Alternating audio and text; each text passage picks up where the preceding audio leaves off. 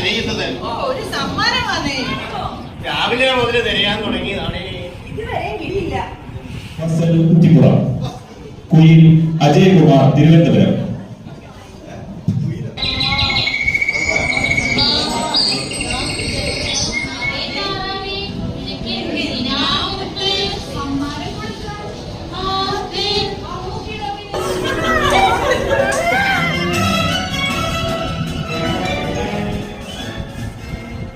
ആർക്കാണ് സമ്മാനം കൊടുക്കുന്നത് നിങ്ങൾക്കറിയാമോ?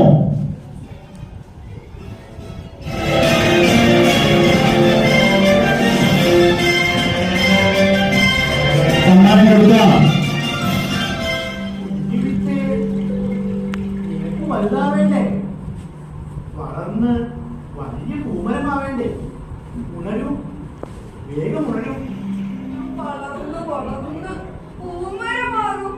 ഹായ്, കൊള്ളാമല്ലോ. ഞാൻ നിന്റെ ചുറ്റുമുള്ള മണ്ണെല്ലാം വിളക്കി.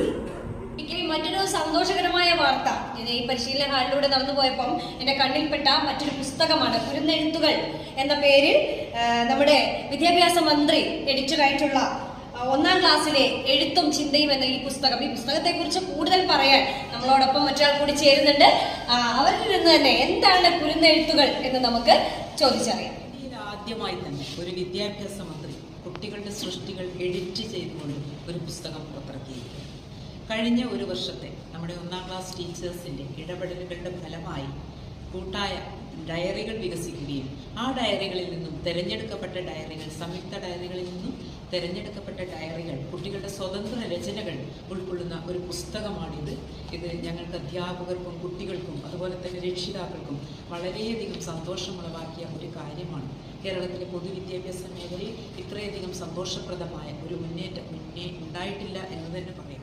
അമീര, നമ്മുടെ ഈ പാഠ്യപദ്ധതി സമീപനത്തെ പറ്റിയും മറ്റും പരിശീലനങ്ങൾ നടക്കുമ്പോൾ നമ്മുടെ കേരളത്തെ ഇന്ന് ഗ്രസിച്ചുകൊണ്ടിരിക്കുന്ന ലഹരി എന്ന് പറയുന്ന മഹാവിപത്തിനെ സംബന്ധിച്ച് എന്തെങ്കിലും തരത്തിലുള്ള സെഷനുകൾ ഈ പരിശീലന പരിപാടിയിൽ ഉൾപ്പെടുത്തിയിട്ടുണ്ടോ? എന്താണ് അതിനെ പറ്റിയുള്ള കാര്യങ്ങൾ മീരയ്ക്ക് പറയുക? തീർച്ചയായും പാട്ടും കളിയും പാഠ്യപദ്ധതി സമീപനവും മാത്രമല്ല, നമ്മുടെ സമൂഹത്തെ കാർന്നു തിന്നുന്ന മഹാവിപത്തായ ലഹരിയെ കുറിച്ച് വളരെ ഗൗരവതരമായ കൃത്യതയോടുകൂടി നിയാസ് മാഷ് നേതൃത്വം കൊടുത്തുകൊണ്ടുള്ള ഒരു സെഷൻ, അതായിരുന്നു അവസാന സെഷനായിട്ട് ഇന്നത്തെ പരിശീലന പരിപാടികൾ ഉൾപ്പെടുത്തിയിരുന്നത്.